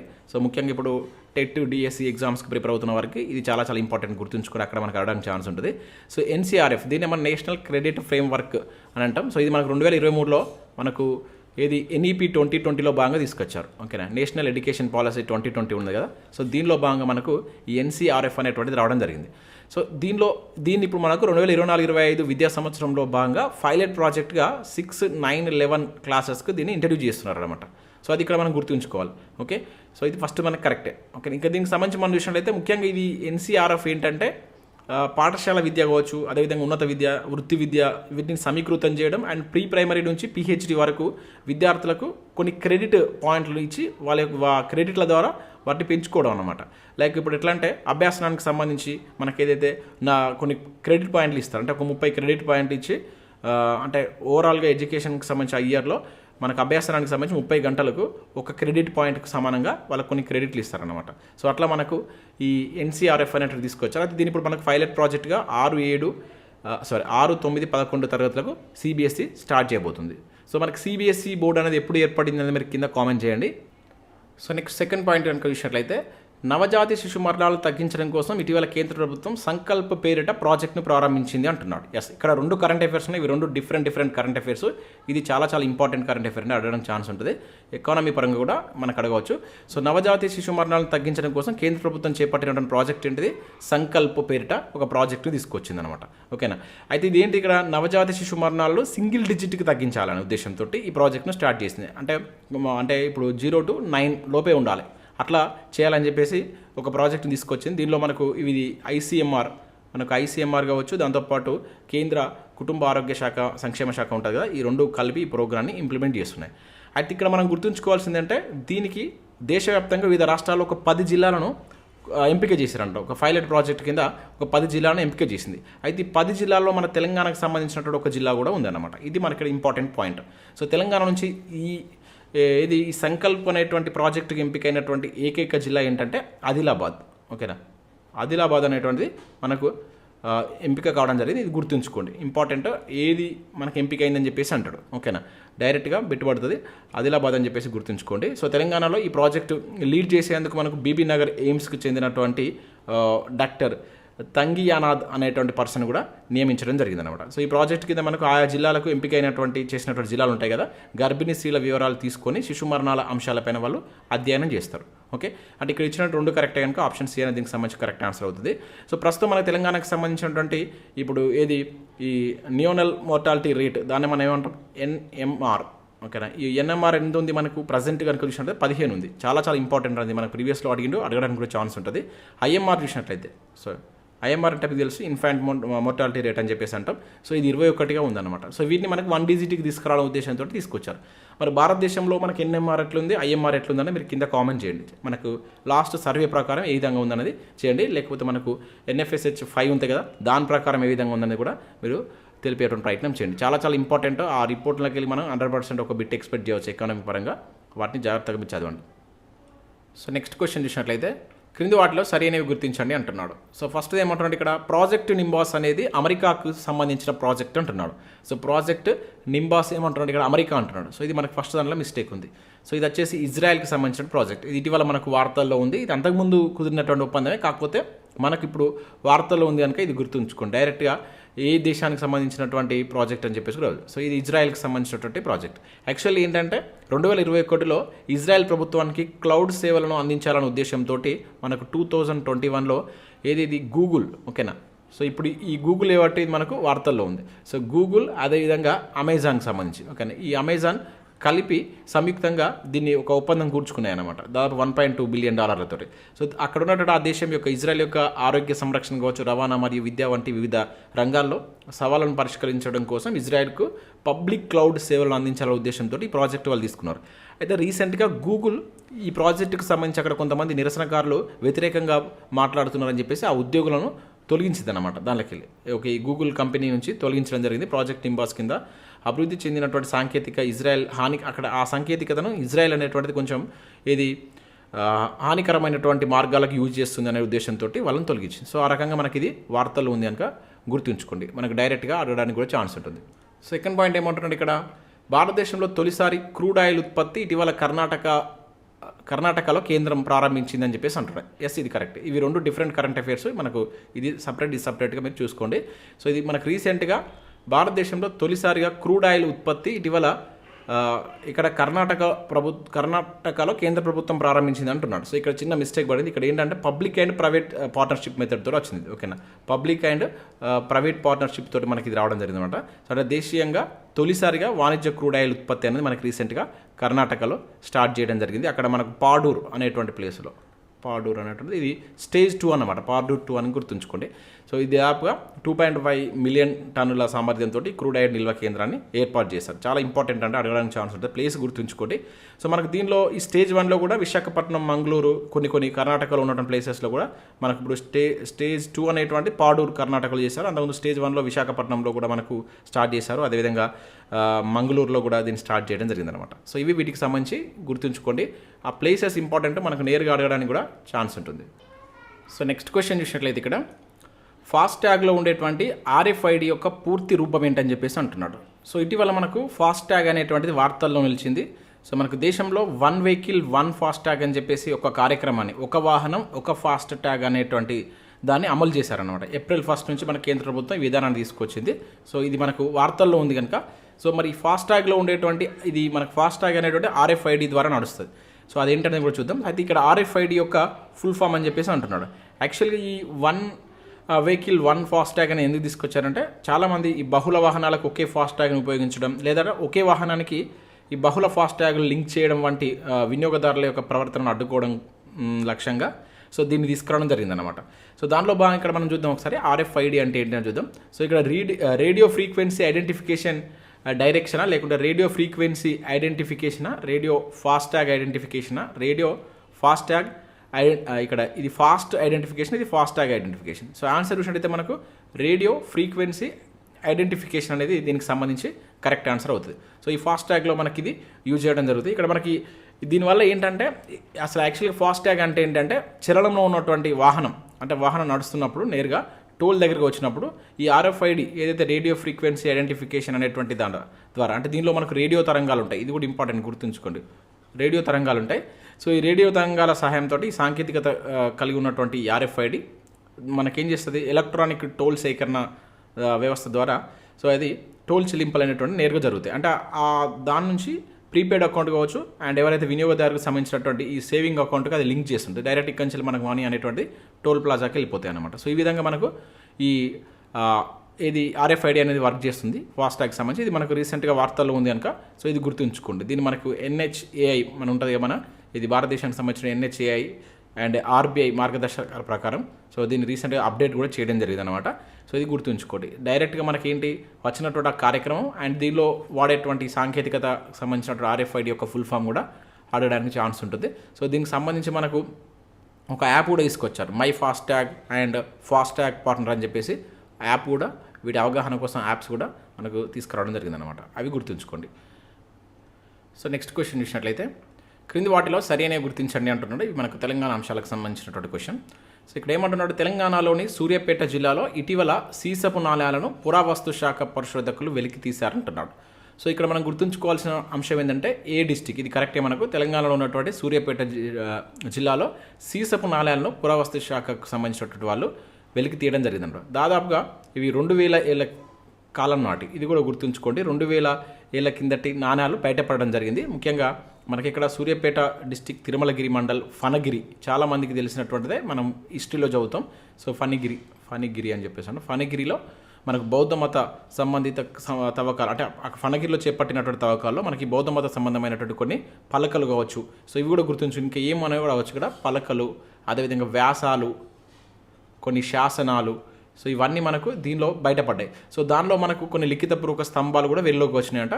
సో దానిలో మనకు ముఖ్యంగా గుర్తుంచుకోవాల్సిందంటే ఈ 3700 సీసపు నాణ్యాలు అనేటువంటిది మనకు పురావస్తు శాఖకు సంబంధించినటువంటి పరిశోధకులు వెలికి తీయడం జరిగింది. ఇవి 2000 ఏళ్ళ కింద నాటి అంట, చాలా ఇంపార్టెంట్. సో ఫణగిరి మనకు చరిత్రపరంగా కూడా చాలా చాలా ఇంపార్టెంట్. అయితే ఇవి ఎవరి అని వాళ్ళు నిర్ధారణకు వచ్చారంటే, మనకు శాతవాహనులకు సామంతులైనటువంటి మహాతలవరులు ఉంటారు కదా, ఓకే, మహాతలవర అని చెప్పేసి చదువుతాం. సో ఇది మనకు శాతవాహనుల కాలంలో ఉంటుంది. అదేవిధంగా మళ్ళీ కాకతీయుల కాలం కూడా చూస్తాం, సేమ్ ఇదే నేమ్తో, కొంచెం చేంజ్ ఉంటుంది. సో ఈ మహాతలవరులకు సంబంధించిన నాణ్యాలుగా వాళ్ళు భావించడం జరిగింది. జనరల్గా మనకు క్రీస్తు పూర్వం 3వ శతాబ్దం నుంచి క్రీస్తు శకం 3వ శతాబ్దం మధ్య కాలంలో మనకు ఈ ఫణగిరి అనేది ప్రముఖ బౌద్ధ క్షేత్రంగా వెలసిల్లడం జరిగిందనమాట అక్కడ. సో అయితే 1941 నుంచి వెళ్ళి ఇక్కడ మనకు తవ్వకాలు చేపడుతున్నారు జనరల్గా. సో ఇప్పుడు రీసెంట్గా మనకి ఇవి బయటపడడం జరిగింది. సో మనకు కాలం నాటి ముఖ్య బౌద్ధ క్షేత్రాలకు సంబంధించి కూడా గుర్తుంచుకోవాల్సి ఉంటుంది. మన ప్రీవియస్లో చాలాసార్లు అడిగిండు. సో ముఖ్యంగా మనకు నందికొండ కావచ్చు, గాజుల బండ, నందికొండ. ఈ గాజుల బండ అనేది చాలా చాలా ఇంపార్టెంట్ అండి. ఇది మనకు ప్రజెంట్ నల్గొండ జిల్లాలో ఉంది. ఇది కూడా మనకు ప్రముఖ బౌద్ధ క్షేత్రంగా మనం శాతవాహనుల కాలంలో చూస్తాం అనమాట. ఇంకా అదే కాకుండా ఇప్పుడు మనం చూసినట్టు సూర్యాపేట జిల్లా ఫణగిరి బౌద్ధ క్షేత్రం. సో ఫణగిరిలో ఇక్కడ మనకు గుర్తుంచుకోవాల్సిందంటే, ఈ ఫణగిరిలో మనకు ఏం బయటపడ్డాయని చెప్పేసి ప్రీవియస్లో అడిగిండు. ఇక్కడ బుద్ధుని యొక్క పాదాలు, ఇది ఇంపార్టెంట్ గుర్తుంచుకోండి. బుద్ధుని యొక్క పాదాలు కావచ్చు, అదేవిధంగా ధర్మచక్రం, ఓకేనా. సో ఈ రెండు ఇక్కడ బయటపడ్డాయి. అండ్ తర్వాత ఇది ఎక్కడుంది, మనకు సూర్యాపేటలో ఉంది. అండ్ నెక్స్ట్ ప్రజెంట్ ఖమ్మం జిల్లాలో ఉన్నటువంటి నేలకొండపల్లి కూడా చాలా చాలా ఇంపార్టెంట్. ఇది మన ప్రీవియస్గా చాలాసార్లు అడిగిండు, ఓకేనా. సో నేలకొండపల్లి ఫస్ట్ ఏ క్షేత్రంగా ఉండేదని మీరు కింద కామెంట్ చేయండి. ఫస్ట్ స్టార్టింగ్లో నేలకొండపల్లి ఏ క్షేత్రంగా ఉండేది అనేది కింద కామెంట్ చేయండి. సో ఇది ఇక్కడ మనకి ఏం దొరికిందంటే పాలరాతి స్తూపం కావచ్చు, కాంస్య బుద్ధ విగ్రహం దొరికింది ఇక్కడ. పాలరాతి స్తూపం, బుద్ధుని యొక్క విగ్రహం ఇక్కడ దొరకడం జరిగింది. అండ్ నెక్స్ట్ మరొక ఇంపార్టెంట్ ప్లేస్ ఏంటంటే పెద్దపల్లి జిల్లాలో ఉన్నటువంటి ధూళికట్ట, ఓకే. ఈ ధూళికట్ట కూడా వీళ్ళ కాలం నడిదే. అది మనకు ధూళికట్టలో బౌద్ధ స్తూపం దొరికింది. ఇక్కడ ఒక స్తూపం బయటపడుతుంది. ఇవన్నీ మనకి ఇట్లా ఇచ్చేసి జతపరచమంటాడు, గుర్తుంచుకోండి. ఇది వార్తల్లో ఉంది కనుక మనకి ఏదైనా అడగవచ్చు. శాతవాహన కాలకు సంబంధించినటువంటి క్వశ్చన్స్ ఎక్కువగా పడడానికి ఛాన్స్ ఉంటుంది. సో ఫస్ట్ ఇది కరెక్టే. సెకండ్ ఏమంటున్నాడు, తెలంగాణలో కొత్తగా పురావస్తు ప్రదేశాలను ఇటీవల గుర్తించారు. అవి ములుగు, అదేవిధంగా జయశంకర భూపాలపల్లి జిల్లాలో గుర్తించడం జరిగింది అంటున్నాడు. సో ఇది మనకు తప్పుగా ఇచ్చాడు. యాక్చువల్లీ ఇది మనకు మిస్టేక్ ఉంది. సో ఈ రీసెంట్గా మనకు తెలంగాణలో కొన్ని కొత్త పురావస్తు ప్రదేశాలను గుర్తించారు, ఇది కరెక్టే. ఒకటి ములుగు, కాకపోతే సెకండ్ది మనకు జయశంకర్ భూపాలపల్లి జిల్లా కాదు, ఏదంటే భద్రాద్రి, ఓకేనా. మనకు భద్రాద్రి కొత్తగూడెంలో దీన్ని గుర్తించడం జరిగింది. ఇది గుర్తుంచుకున్నట్టు ఇక్కడ ఒకటి మాత్రమే సరైంది కనుక ఆప్షన్ 1 అవుతుంది. మనకు హైదరాబాద్ యూనివర్సిటీకి సంబంధించిన ప్రొఫెసర్ కావచ్చు, అదేవిధంగా కడప యోగి వేమన యూనివర్సిటీకి సంబంధించినటువంటి కొంతమంది రీసెర్చ్ స్కాలర్స్ సో వీటిని గుర్తించడం జరిగిందనమాట. ములుగు తాడ్వాయి మండలం బండల గ్రామం సమీపన ఊరగట్టు వద్ద ఇనుప యుగం నాటి మెటాలిక్ శిలలను గుర్తించారు. అదేవిధంగా మనకు భద్రాద్రి కొత్తగూడెం సంబంధించి కనుక చూసినట్లయితే గుండాల మండలం దామరతోగు అనేటువంటి దగ్గర మనకు మధ్య శిలాయుగం నాటి కొన్ని రాక్ ఆర్ట్స్ను గుర్తించడం జరిగింది అన్నమాట. ఇవి మనకు కొత్తగా తెలంగాణలో గుర్తించినటువంటి ప్లేసెస్, చాలా ఇంపార్టెంట్. ఆ ప్లేసెస్ గుర్తుంచుకోండి. ఇక్కడ మనకి ఇది కొంచెం మిస్టేక్ ఉంది కనుక ఓన్లీ 1 మాత్రమే దీనికి సంబంధించి సరైన ఆన్సర్. ఇక్కడ 2 ఉన్నాయి, ఆ రెండింటిని మీరు గుర్తుంచుకోండి. సో నెక్స్ట్ క్వశ్చన్ ఇక్కడ చూసినట్లయితే ప్రపంచ బ్యాంక్ నివేదిక ఇటీవల భారత్ యొక్క జీడిపిని ఎంత ఉంటుందని అంచనా వేసిందని చెప్పేసి ఇక్కడ ఇవ్వడం జరిగింది. ఇది 7.5 ఫస్ట్ది, 7 లేదంటే 6.8 6.1. సో ఇవన్నీ మనకు వివిధ సంస్థలు రీసెంట్గా భారత్ యొక్క జీడిపిని అంచనా వేయడం జరిగింది. అవన్నీ ఇక్కడ మనకు అన్ని ఆప్షన్స్ ఉన్నాయి. నేను ఆల్రెడీ మీకు ఎకానమీలో మనం లాస్ట్ 6 మంత్స్ సంబంధించి వీడియో చేస్తున్నాం. దాంట్లో నేను అన్ని సంస్థలకు అంటే ఏవైతే ఇంపార్టెంట్ ఉంటాయో వాటికి సంబంధించిన జీడిపి అంచనాలు చెప్పడం జరిగింది. ఒకసారి ఆ వీడియో చూడండి. సో ఇక్కడ మనకు ఆప్షన్ ఏ అనేది కరెక్ట్ ఆన్సర్ అవుతుంది. 7.5 ఉంటుందని చెప్పేసి 2024లో భారత్ యొక్క వృద్ధి అనేటువంటి 7.5 ఉంటుందని చెప్పేసి మనకు ప్రపంచ బ్యాంక్ నివేదిక అంచనా వేయడం జరిగింది. సో గతంతో పోల్చుకుంటే 1.2% ఎక్కువనే ఉంటుందని చెప్పేసి ఇది అంచనా వేసింది. అది ఇక్కడ మీరు గుర్తుంచుకోండి. సో అదేవిధంగా 7 వచ్చేసి మనకు రీసెంట్గా ఏది అంచనా వేసింది, ఏడీబీ బ్యాంక్. ఓకేనా, ఏడీబీ బ్యాంక్ అంచనా వేయడం జరిగింది. 6.8 వచ్చేసి మనకు 2 సంస్థలు అంచనా వేస్తాయి. ఒకటి వచ్చేసి క్రిస్సెల్ అనేటువంటి సంస్థ, క్రిస్సెల్. అదేవిధంగా మోర్గాన్ కూడా, ఇది భారత్ యొక్క జీడిపి ఇట్లా ఉంటుందని అంచనా వేసి. ఇక 6.1 వచ్చేసి చూసినట్లయితే మనకు అతి తక్కువ ఇదే మూడీస్ అనేటువంటి సంస్థ చేసింది. ఓకేనా, ఐఎంఎఫ్ ఎంత అంచనా వేసిందని మీరు కింద కామెంట్ చేయండి. ఐఎంఎఫ్, ఓకేనా, ఐఎంఎఫ్ అనేది ఏ విధంగా అంచనా వేసింది అనేది మీరు కింద కామెంట్ చేసేటువంటి ప్రయత్నం చేయండి. ఇంపార్టెంట్, అవి మనకు అడగడానికి ఛాన్స్ ఉంటుంది. జతపరచుల రూపంలో కూడా బిట్ అడగవచ్చు. ఇక నెక్స్ట్ క్వశ్చన్ చూసినట్లయితే క్రింది వాటిలో సరైనవి గుర్తించండి. సో ఇక్కడ medical termination of pregnancy act ప్రకారం గర్భ విచ్ఛిత్తి గరిష్ట పరిమితి 28 వారాలు అని చెప్పేసి అంటున్నాడు. ఫస్ట్ పాయింట్ వచ్చి. సెకండ్ ఏమంటున్నాడు, ఆర్టికల్ 137 ప్రకారం సుప్రీంకోర్టు తన తీర్పులను తానే సమీక్షించుకునే అధికారం కలదు. సో ఇది మనకి ఇటీవల వార్తల్లో ఎలా ఉందంటే, సో రీసెంట్గా మనకు సుప్రీంకోర్టు ఒక అసాధారణ తీర్పుని ఇవ్వడం జరిగిందనమాట. తనకు ఉన్నటువంటి స్పెషల్ పవర్స్ని యూజ్ చేసుకొని ఒక తీర్పునిచ్చింది. అది మనకు గత 1 మంత్లో 2 టైమ్స్ వార్తల్లో నిలిచింది కనుక దాని మీద మీకు ఇక్కడ క్వశ్చన్ అడగడం జరిగింది. సో ఇక్కడ medical termination of pregnancy act ప్రకారం గర్భ విచ్ఛిత్తి గరిష్ట పరిమితి 28 వారాల. సో ఇది మనకు తప్పుగా ఇచ్చాడు. ఎంత, 24 వారాలు అనేది కరెక్ట్. ఓకేనా. సో మరి ఈ యాక్ట్ ఎప్పుడు వచ్చింది, 1971లో వచ్చింది. చాలా చాలా ఇంపార్టెంట్, ఇది ఎక్కువగా మనకు వార్తల్లో ఉంటుంది. సో ఇక్కడ మనకి తప్పు ఇవ్వడం జరిగింది. 24 వారాలు అనేది దీని ప్రకారం మనకు 2021లో కూడా దీనికి సంబంధించినటువంటి కొన్ని సవాళ్ళని తీసుకొచ్చారు. ఓకేనా. అండ్ 22లో 23లో సో మనకు వరుసగా లాస్ట్ 3-4 ఇయర్స్ నుంచి ఇది మనకి ఏదో రకంగా వార్తల్లో ఉంటుంది కనుక గుర్తుంచుకోండి. ఒకసారి యాక్ట్కి సంబంధించి కూడా చూడండి. సో దీని ప్రకారం మనకు 24 వారాలు అనేది గర్భ విచ్ఛిత్తి గరిష్ట పరిమితి. సో ఇక్కడ అవివాహిత అయినా కూడా రీసెంట్గా మరి 2023లో ఏమైనా వచ్చిందంటే వివాహిత కాకుండా అవివాహిత స్త్రీలు కూడా 24 వారాలలోపు గర్భాన్ని తొలగించుకోవచ్చు అని చెప్పేసి అది ప్రాథమిక హక్కులో భాగం అని చెప్పేసి సుప్రీంకోర్టు తీర్పునివ్వడం జరిగింది. మనం ఆల్రెడీ ప్రీవియస్లో చాలాసార్లు చూసినాం. సో ఇది మనకు తప్పించారు. అయితే ఇది ఎందుకు మనకు వార్తల్లోకి వచ్చిందంటే, సో మనకు రీసెంట్గా ఒక మహారాష్ట్రకు సంబంధించినటువంటి ఒక అమ్మాయి, 14 ఏళ్ళ అమ్మాయి అత్యాచారానికి గురి కావడం జరిగిందనమాట. సో ఆమెకు ప్రెగ్నెన్సీ వచ్చి 28 వారాల తర్వాత వాళ్ళు సుప్రీంకోర్టులో అంటే అక్కడ ఉన్న హైకోర్టులో కేసు వేశారు. సో మేము గర్భ విచ్ఛిత్తి చేయించుకుంటామని చెప్పేసి కేసు వేస్తే అక్కడ ఉన్నటువంటి బాంబే హైకోర్టు దాన్ని ఇది తిరస్కరించింది. అప్పుడు సుప్రీంకోర్టుకు వెళ్తే సో సుప్రీంకోర్టు ఆమె యొక్క ఆరోగ్యం దృష్ట్యా ఆమె ఆల్రెడీ ఏదైతే సుప్రీంకోర్టుకు ఉన్నటువంటి అసాధారణ అధికారాలు ఉంటాయో విస్తృత అధికారాల దృష్ట్యా ఆమెకు పర్మిషన్ ఇవ్వడం జరిగిందన్నమాట, చేసుకోవచ్చు అని చెప్పేసి. జస్టిస్ డివై చంద్రచూడ్ నేతృత్వంలో ఉన్నటువంటి ధర్మాసనం సో వైద్యుల బృందానికి సలహా తీసుకొని ఆ మైనర్ బాలిక ఎవరైతే ఉంటారో వారికి గర్భ విచ్ఛిత్తికి అనుమతి మంజూరు చేసింది. అయితే తర్వాత మళ్ళీ వాళ్ళు కొన్ని రోజుల తర్వాత గర్భ విచ్ఛిత్తి చేసుకోమని చెప్పేసి కూడా ఒక వీడియో రికార్డ్ చేసి సుప్రీంకోర్టు పంపిస్తే దాన్ని కూడా వాళ్ళు ఓకే అన్నారన్నమాట. సో ఇది మనకి ఇట్లా 2 రకాలుగా వార్తలు ఉంది కనుక గుర్తుంచుకోండి. అంటే ఇక్కడ సుప్రీంకోర్టు మళ్ళీ దాన్ని ఇప్పుడు ఆల్రెడీ ఫస్ట్ ఇవ్వవచ్చు అని చెప్పింది, మళ్ళీ ఓకే అంటే వాళ్ళ యొక్క అభ్యర్థనను బేస్ చేసుకొని మళ్ళీ వద్దు అని కూడా చెప్పింది. అంటే ఇటువంటి అధికారాలు మనకు రాజ్యాంగంలో సుప్రీంకోర్టుకి ఇవ్వడం జరిగింది అనమాట. ఆర్టికల్ 137 ప్రకారం సుప్రీంకోర్టు తన తీర్పులను తానే సమీక్షించుకునేటువంటి అధికారం ఉంటుంది. సో ఇక్కడ మనకు పాలిటీ పరంగా ఇవి చాలా ఇంపార్టెంట్, అడగడానికి ఛాన్స్ ఉంటుంది, గుర్తుంచుకోండి. Medical termination of pregnancy act ప్రకారం గర్భ విచ్ఛిత్తి యొక్క పరిమితి 24 వారాలు. ఇది మోస్ట్ ఇంపార్టెంట్, ఇది మనకు నేరుగా అడగడానికి ఛాన్స్ ఉంటుంది. ఆర్టికల్ 137 అనేది పునఃసమీక్ష అని చెప్పేసి అంటే జనరల్గా అంటే సుప్రీంకోర్టు తన తీర్పులను తానే సమీక్షించుకునేటువంటి అధికారం ఉంటుంది. ఇది చాలా చాలా ఇంపార్టెంట్. ఇటువంటి క్వశ్చన్స్ మనకు ప్రీవియస్లో చాలాసార్లు అడిగిన సందర్భాలు. అంటే ఇక్కడ పునఃసమీక్ష పునఃసమీక్ష అంటే మనం ఏం చూస్తాం జనరల్గా, ఇప్పుడు ఫర్ ఎగ్జాంపుల్ ప్రవేశిక రాజ్యాంగంలో అంతర్భాగం కాదు అని చెప్పేసి మనకు ఒక తీర్పు ఉంటుంది, 1960లో ఒక తీర్పు ఉంటుంది, బేరుబారి కేసు అని చెప్పేసి. సో దీన్ని మళ్ళీ మనకు 1973లో కేశవానంద భారతి కేసు చూస్తే ప్రవేశిక రాజ్యాంగంలో అంతర్భాగం అని చెప్పేసి మళ్ళీ తీర్పునిస్తుంది. అంటే పునఃసమీక్ష అన్నమాట. ఇది ఆర్టికల్ 137 ప్రకారం సుప్రీంకోర్టుకు ఉంటుంది. సో ఇట్లా మనం లింక్ చేసి చదువుకుంటే ఎక్కువగా మనకు దాని చుట్టూ ఎటువంటి క్వశ్చన్ అడిగినా, అంటే 360 డిగ్రీస్ యాంగిల్స్లో ఆ టాపిక్ సంబంధించి ఎట్లా క్వశ్చన్ అడిగినా కూడా మనం ఆన్సర్ చేయడానికి ఛాన్స్ ఉంటుంది. కరెంట్ అఫేర్స్లో మనం చాలా సబ్జెక్ట్ కవర్ చేయవచ్చు.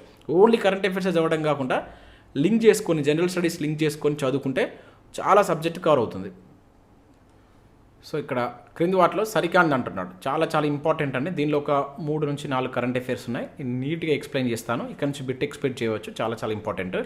సో ఇక్కడ ఫస్ట్ది ఏమంటున్నాడు, తెలంగాణ స్టేట్ వర్సెస్ మహమ్మద్ అబ్దుల్ కాసిం కేసులో ఇటీవల సుప్రీంకోర్టు అడవులు జాతీయ ఆస్తి అంటూ తీర్పునిచ్చింది అంటున్నాడు.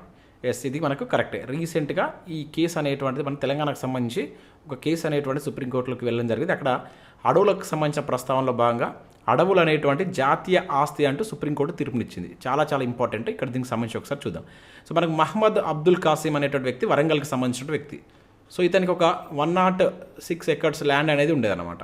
సో ఈ 106 ఎకరాల అటవీ భూమిని సో మనకి ఇంతకుముందు తెలంగాణ ప్రభుత్వం హైకోర్టులో అతనిది అంటూ అతనికి కాదంటూ మనకు కోర్టులో కేసు వేసినప్పుడు, సో ఇక్కడ వాదోపవాదాలు విన్న తర్వాత హైకోర్టు ఆ కేసులో మనకి ఏం చెప్పింది, ఈ అటవీ భూమి అతనిదే అని చెప్పేసి తీర్పునిచ్చింది అనమాట జనరల్గా.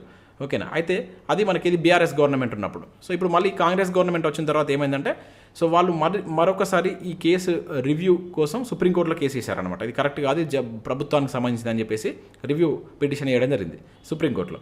అప్పుడు సుప్రీం మళ్ళీ దీనిపైన రీసెంట్గా మనకు తీర్పుని ఇవ్వడం జరిగింది అనమాట. సో ఆ తీర్పే ఇది.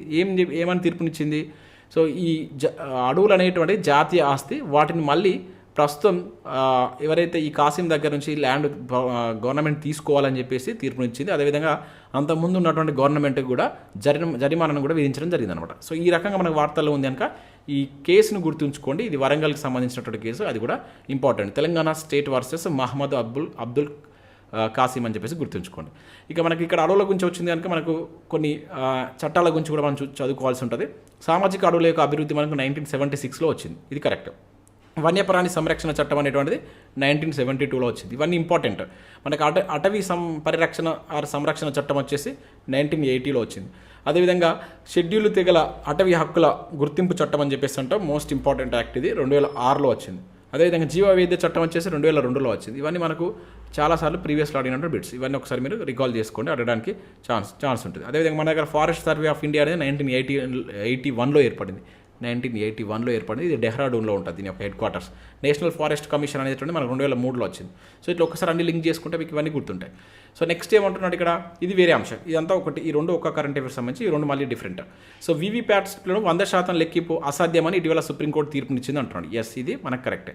సో రీసెంట్గా మనకు ఈ ఎలక్ట్రాన్ ఓటింగ్ యంత్రాలు మనం ఈవీఎంస్ అంటాం కదా, వాటిపైన వ్యక్తమవుతున్నటువంటి కొన్ని అనుమానాలను సర్వోన్నత న్యాయస్థానం మనకు కొట్టిపారేస్తూ ఒక తీర్పునిచ్చింది అనమాట. వీవీప్యాట్ల స్లిప్లను సరిపోల్చుతూ చూడాలని చెప్పేసి కొన్ని కేసెస్ మనకు సుప్రీంకోర్టులో వేయడం జరిగింది. అయితే ఇంత పెద్ద ప్రజాస్వామ్యం లాంటి దేశంలో, ఇంత పాపులేషన్ ఉన్నటువంటి దేశంలో ఈ వీవీప్యాట్లను లెక్కించడం అనేది కుదరదు అని చెప్పేసి 100% వీవీప్యాట్ స్లిప్లను సరిపోల్చుతూ ఇవి లెక్కించడం అసాధ్యం అని చెప్పేసి మనకు రీసెంట్గా సుప్రీంకోర్టు తీర్పునిచ్చింది. సో ఇది కరెక్ట్. ఇది మనకు తప్పించాడు. సో మీకు తెలిసే ఉంటుంది, లాస్ట్ ఒకటే పాయింట్ ఇదానికి, ఇది మనకు మిస్టేక్. ఇటీవల అస్సాం రాష్ట్రంలో 8 మంది ఎమ్మెల్యేలు ఏకగ్రీవంగా ఎన్నికయ్యారంటారు. ఇది అస్సాం కావచ్చు, అరుణాచల్ ప్రదేశ్. ఓకేనా. అరుణాచల్ ప్రదేశ్లో మనకు రీసెంట్గా 8 మంది అక్కడ ఆల్రెడీ లోక్సభ ఎలక్షన్స్ కూడా మనకి ఇది అసెంబ్లీ ఎలక్షన్స్ కూడా జరుగుతున్నాయి. సో ఈ నేపథ్యంలో ప్రస్తుతం అక్కడ అసెంబ్లీ ఎన్నికల దృష్ట్యా లోక్సభ ఎన్నికలు 2 కలిపి జరుగుతున్నాయి. మీకు తెలిసినటువంటి అక్కడ టోటల్గా 60 ఇది అసెంబ్లీ స్థానాలు ఉన్నాయి. దానిలో 10 స్థానాలు అధికారికంగా బీజేపీ మనకు ఈ ఏకగ్రీవంగా ఎన్నిక కావడం జరిగింది. సో ప్రస్తుతం మనకు అక్కడ అరుణాచల్ ప్రదేశ్ యొక్క సీఎం ఎవరున్నారు, మనకు పేమకాండు అనేటువంటి వ్యక్తి ఉన్నాడు. అదేవిధంగా అక్కడ డిప్యూటీ సీఎంగా మనకు చౌనా మెహన్ అనేటువంటి వ్యక్తి కొనసాగుతున్నాడు. సో ఇది మనకు తప్పుగా ఉంది. ఓకేనా. సో ఇవన్నీ మనకు పాలిటీ పరంగా వార్తలు ఉన్నటువంటి ఒక దగ్గర చెప్పడం జరిగింది. కొంచెం వీడియో లెంత్ అవుతుంది కావచ్చు, కానీ నేను ప్రతి అంశాన్ని మేము ముందుకు తీసుకురావాలని చెప్పేసి ట్రై చేస్తున్నా. ఎందుకంటే ఏదో క్వశ్చన్ అండ్ ఆన్సర్ చదివి వెళ్ళిపోకుండా మనం ఇచ్చే క్వశ్చన్ ఎగ్జామ్లో రావాలని ఏం లేదు. సో మనం ఏదైతే డిస్కస్ చేస్తున్నటువంటి పాయింట్స్ ఉంటాయి కదా, అక్కడి నుంచి కూడా బిట్స్ పడతాయి కనుక నేను ప్రతిదీ క్లియర్గా ఎక్స్ప్లెయిన్ చేస్తున్నాను. మీకు అర్థమైంది అనుకుంటాను. సో ప్రతి ఒక్కరు సపోర్ట్ చేయండి. ఈ రకంగా మేము వీడియోస్ అందించాలనుకుంటే కంపల్సరీ లైక్ చేసి మీ మిత్రులకు షేర్ చేయండి. సో నెక్స్ట్ క్వశ్చన్ కనుక చూసినట్లయితే క్రింది వాటిలో సరి అయినవి అంటున్నాడు. సో ఇక్కడ సరి అయినవి గుర్తించండి అంటున్నాడు. ఇక్కడ మనకు 3 ఉన్నాయి, 3 different current affairs science and technology సంబంధించి. దీంట్లో ఏవి సరైనవో గుర్తించండి. సో ఫస్ట్ చూసినట్లయితే అగ్ని ప్రైమ్ బాలిస్టిక్ షిప్ అని డిఆర్డిఓ అదేవిధంగా ఎస్ఎఫ్సి సంయుక్తంగా తయారు చేశాయి అని చెప్పేసి అంటున్నాడు. ఎస్, ఇది మనకు కరెక్టే. సో రీసెంట్గా మనకు ఏప్రిల్ 3న సో దీన్ని పరీక్షించడం జరిగిందనమాట. ఇది మనకు ఒడిషా తీరంలో ఉన్నటువంటి అబ్దుల్ కలాం ద్వీపం నుంచి ఈ కొత్త రకం అణుసామర్థ్యం కలిగినటువంటి బాలిస్టిక్ షిప్ అని, ఇది గుర్తుంచుకోండి, ఇది ఇంపార్టెంట్. సో దీని మనకు DRDO, defence research and development organisation. So దీని యొక్క ఫుల్ ఫామ్ కూడా తెలియాలి, అడుగుతారు. అదేవిధంగా ఎస్ఎఫ్సి అంటే స్ట్రాటజిక్ ఫోర్సెస్ కమాండ్ అని చెప్పేసి పిలుస్తాం. సో వీటిని సంయుక్తంగా వీటిని తయారు చేయడం జరిగింది. ఇది రీసెంట్గా మనకు టెస్ట్ ట్రయల్స్ కూడా కంప్లీట్ చేసుకుంది అనమాట. దాదాపు 1000 కిలోమీటర్ నుంచి 2000 కిలోమీటర్లు ఉన్నటువంటి వాటిని కూడా ఇది టార్గెట్ చేయగలదనమాట. ఓకేనా. సో ఇది దీనికి సంబంధించి ఇక్కడ అగ్ని ప్రైమ్ అనేది దీనికి సంబంధించి చూసినట్లయితే ఇది అణుసామర్థ్యం కలిగినటువంటి కొత్త రకం అధునాతన టెక్నాలజీతో తయారు చేసినటువంటిది అని చెప్పేసి గుర్తుంచుకోండి. ఇది అగ్ని సిరీస్లో ఇది 6th వన్. ఓకేనా. ఈ సిరీస్లో మనకి ఇప్పటికీ 5 ఉన్నాయి, ఇది 6వది అని చెప్పేసి గుర్తుంచుకోండి. ఓకేనా. అండ్ ఇప్పటి వరకు ఉన్నటువంటి అన్ని ఈ అగ్ని క్షిపణిలో ఇది అన్ని వాటితో పోల్చుకుంటే చాలా తేలికైనది. అండ్ దీనిలో ఘన ఇంధనాన్ని వాడుతున్నాయి, ఇది దీని యొక్క ఇంపార్టెన్స్. ఓకేనా. ఘన ఇంధన సామర్థ్యాన్ని కలిగినటువంటి మధ్యశ్రేణి బాలిస్టిక్ క్షిపణి అని చెప్పేసి పిలుస్తాం. ఇది ఇంపార్టెంట్, మనకు అడగడానికి ఛాన్స్ ఉంటుంది. భారత్ అభివృద్ధి పరిచినటువంటి బాలిస్టిక్ క్షిపణి అగ్నిని మనకు మొట్టమొదటిసారి ఎప్పుడు 1989లో తీసుకురావడం జరిగింది. ఓకేనా. ఇది దీనికి సంబంధించి మనకు కరెక్టే.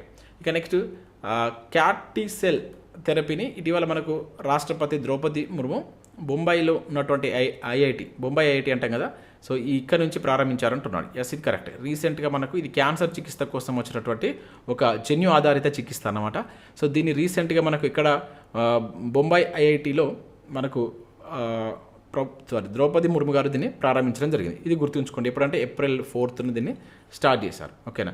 సో ఇక్కడ దీనికి సంబంధించి ఏంటంటే ఈ ఐఐటి బాంబే కావచ్చు, అదేవిధంగా టాటా మెమోరియల్ హాస్పిటల్ పరిశ్రమల భాగస్వామి సంయుక్తంగా దీన్ని తయారు చేయడం జరిగింది. అంటే ఇది ఏంటంటే ఒక జన్యు ఆధారిత చికిత్స క్యాన్సర్ కోసం, అంటే క్యాన్సర్కు చికిత్స అందించడం కోసం తీసుకొచ్చినట్టు ఒక నూతన పద్ధతి అని చెప్పేసి గుర్తుంచుకోండి. నెక్స్ట్ ఇక్కడ విషయం ఐడ్రోన్ ప్రాజెక్టును ఇటీవల మనకు ఐసీఎంఆర్ వినూత్నంగా చేపట్టిందని చెప్పేసి అంటున్నాడు. ఎస్, ఇది కూడా కరెక్టే. రీసెంట్గా డ్రోన్ అనేటువంటి అంటే వైద్య రంగంలో డ్రోన్ల వినియోగాన్ని విస్తృతం చేసేందుకు భారత వైద్య పరిశోధన మండలి, ఏదైతే మనం దాన్నే ఐసీఎంఆర్ అంటాం, ఇది రీసెంట్గా ఒక వినూత్న కార్యక్రమాన్ని చేపట్టింది.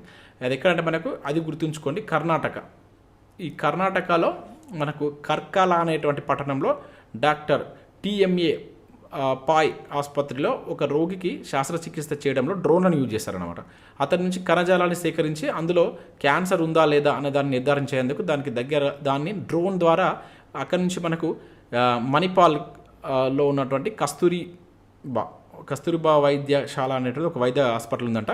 సో అక్కడికి దీన్ని తరలించడం జరిగింది. సో అక్కడ నిపుణులు ఆ కణజాలాన్ని మొత్తం కంప్లీట్గా విశ్లేషించి సో అనంతరం దానికి సంబంధించినటువంటి నివేదికను ఎలక్ట్రానిక్ రూపంలో మనకు మళ్ళీ ఆ ఆసుపత్రికి పంపించడం జరిగిందన్నమాట. అంటే ఇక్కడ మనకి ఏంటంటే ఒక డ్రోన్ యూజ్ చేసి ఇటువంటి దాన్ని చేయడం మనకి ఇదే ఫస్ట్ టైం అనమాట. అది గుర్తుంచుకోండి. ఒక డ్రోన్ ప్రాజెక్ట్. సో దేశంలో మనకు మారుమూల మరియు చేరుకోలేని ప్రాంతాలకు అంటే పర్వతాలు కావచ్చు, లోయలు అండ్ కొండ ప్రాంతాలు ఉంటాయి కదా, సో అక్కడ ఇటువంటివి చేయడం కోసం, ఓకేనా, ఇతర వైద్య సామాగ్రిని అందించడం కోసం టీకాలు కావచ్చు, ఔషధాలు వీటిని ఇవ్వాలనే ఉద్దేశంతో మనకు డ్రోన్ ప్రాజెక్టును మనకు ఐసీఎంఆర్ వినూత్నంగా తీసుకురావడం జరిగింది. సో అది గుర్తుంచుకోండి. ఇక్కడ మూడు కరెక్టే కనుక మనకు ఆప్షన్ ఏ అనేది దీనికి సంబంధించి కరెక్ట్ ఆన్సర్ అవుతుంది.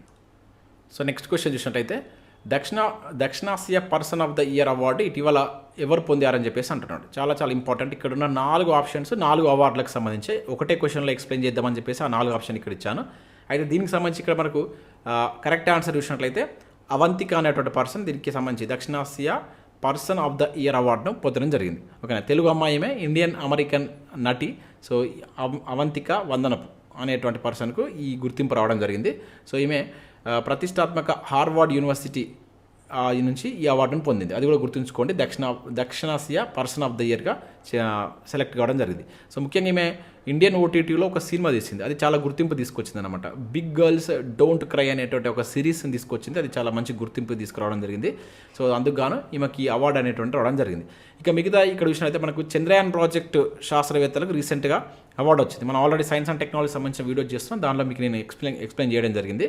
సో మనకేంటి ఈ చంద్రయాన్-3 మిషన్కు సక్సెస్ చేసినందుకు గాను భారత అంతరిక్ష పరిశోధన సంస్థ ఇస్రో సైంటిస్టుల బృందానికి మనకు ప్రతిష్టాత్మక జాన్ ఎల్ జాక్ స్విగ్గట్ జూనియర్ పురస్కారాన్ని పొందడం జరిగింది. చాలా చాలా ఇంపార్టెంట్ ఇది. ఈసారి మనం బిట్ ఎక్స్పెక్ట్ చేయొచ్చు. మీకు ఆల్రెడీ నేను ఇక్కడ మన సైన్స్ అండ్ టెక్నాలజీ గురించి చెప్పేటప్పుడు అక్కడ ఎక్స్ప్లెయిన్ చేయడం జరిగింది. ఓకేనా, జాన్ ఎల్ జాక్ స్విగ్గట్ ఈ జూనియర్ పురస్కారాన్ని పొందడం జరిగింది. సో అది ఇక్కడ మీరు గుర్తుంచుకోండి. డైరెక్ట్గా అంటాడు ఏ వరకు వచ్చింది, లేకపోతే ఇది ఎవరిచ్చారు అని చెప్పేసి, ఏ దేశం నుంచి ఇది ఇచ్చారనేది కూడా మనకు అడగడానికి ఛాన్స్ ఉంటుంది కనుక సో అది కూడా గుర్తుంచుకోండి. ఓకే, ఇస్రోకు మనకు ప్రతిష్టాత్మక జాన్ ఎల్ జాక్ స్విగ్గట్ అనేటువంటి పురస్కారం రావడం జరిగింది. ఇది అమెరికాకు సంబంధించినటువంటి, అమెరికాలో ఉన్నటువంటి కొలరాడో కు చెందినటువంటి ఎన్జిఓ సంస్థ. దేశం ఏదైనా అడిగితే మనకు అది గుర్తుంచుకోండి. ఇక నెక్స్ట్ లోకేష్ మునికి సంబంధించి కూడా రీసెంట్గా మనకు ఆచార్య లోకేష్ మునికి యుఎస్ పురస్కారం కూడా రావడం జరిగింది. సో భారత్ చెందినటువంటి ప్రముఖ జైన ఆధ్యాత్మికవేత్త అనమాట. ఏ మతానికి సంబంధించిన వ్యక్తి అని కూడా అడగడం ఛాన్స్ ఉంటుంది. సో ఈ గోల్డెన్ వాలంటీర్ సేవ పురస్కారాన్ని అందుకుంది ఇతను. ఓకేనా, గోల్డెన్ వాలంటీర్ సేవ పురస్కారాన్ని ఇతను అందుకున్నాం. సో ఇది ఆల్రెడీ మనం చూసాం. సో అమితాబ్ బచ్చన్కి ఇటీవల లతా మంగేష్కర్ పురస్కారం వచ్చింది. ఓకేనా, గుర్తుంచుకోండి. ఇక్కడ నేను 4 క్వశ్చన్ రూపంలో ఇవ్వకుండా ఇట్లా ఇచ్చాను. సో లతా మంగేష్కర్ పురస్కారం 2024కి సంబంధించి ఎవరికి వచ్చిందంటే మన అమితాబ్ బచ్చన్ గారికి రావడం జరిగింది. 2022లో దీన్ని తొలిసారిగా ప్రవేశపెట్టినప్పుడు నరేంద్ర మోడీకి వచ్చింది. ఆ తర్వాత లాస్ట్ ఇయర్ వచ్చేసి ఆశా భోస్లే గారికి రావడం జరిగింది. ఇప్పుడు అమితాబ్ బచ్చన్కి వచ్చింది అనమాట. సో ఇవి మనకు 4 అవార్డులకు సంబంధించి ఇక్కడ మీకు క్లియర్గా ఇచ్చాను. వాటిని మీరు గుర్తుంచుకోండి. ఒకటే క్వశ్చన్లు కాకుండా కొంచెం అంటే 4 క్వశ్చన్లు కాకుండా ఒకటే క్వశ్చన్ కింద ఇవ్వడం జరిగింది. సో నెక్స్ట్ క్వశ్చన్ చూసినట్లయితే world press photo of the year award 2024 ఈ క్రింది ఎవరికి వచ్చిందని చెప్పేసి అంటున్నాడు. ఇక్కడ శ్రీదేవి ప్రసాద, లేకపోతే మహమ్మద్ సలీమా, పావులూరి సుబ్బారావు, పై వారందరూ. సో ఆన్సర్ చూసినట్లయితే మనకు మహమ్మద్ సలీం అనేటువంటి వ్యక్తికి ఈ world press photo of the year 2024 award రావడం జరిగింది. అయితే ఇక్కడ మిగతా ఇద్దరు కూడా మనకు వార్తల్లో ఉన్నారు. సో వీళ్ళ గురించి కూడా చూద్దాం. చాలా ఇంపార్టెంట్ ఇక్కడ శ్రీదేవి ప్రసాద్ అనేటువంటి పర్సన్కు రీసెంట్గా యుద్ధవీర్ పురస్కారం రావడం జరిగింది. ఇది ఇంపార్టెంట్, అడగడానికి ఛాన్స్ ఉంటుంది. యుద్ధవీర్ పురస్కారానికి ఎంపిక కావడం జరిగింది. ఈమె శంకర్ ఫౌండేషన్ ఉంది కదా, ఆ శంకర్ ఫౌండేషన్కి సంబంధించిన వ్యవస్థాపకురాలు. ఓకేనా, సో ప్రత్యేక అవసరాలు కలిగినటువంటి పిల్లల కోసం నాణ్యమైనటువంటి పునరావాసాలు కల్పించడం కావచ్చు, వాళ్ళ యొక్క సాధికారత కోసం కృషి చేస్తున్నటువంటి పర్సన్. సో ఆమెకు దానికి గాను ఈ యుద్ధవీర్ పురస్కారం ఇవ్వడం జరిగింది. ఈ యుద్ధవీర్ పురస్కారం అనేది మనకు 2000 ఇయర్ నుంచి ఇస్తున్నారు. ఒక 2000 సంవత్సరం నుంచి ఇస్తున్నారు. సో ప్రముఖ స్వతంత్ర సమరయోధుడు అయినటువంటి సీనియర్ జర్నలిస్ట్ అయిన యుద్ధవీర్ పేరిట అతని కుమారుడు వినయ్ వీర్ యుద్ధవీర్ ఈ ఫౌండేషన్ ప్రారంభించారనమాట.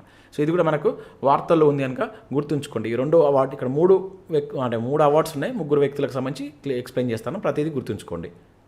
సో నెక్స్ట్ మనకి బి వచ్చేసి ఆల్రెడీ దీనికి సంబంధించిన ఆన్సర్. సో ఇతను మరి ఏ దేశానికి సంబంధించిన వాడు అంటే పాలస్తీనాకు సంబంధించినటువంటి వ్యక్తి.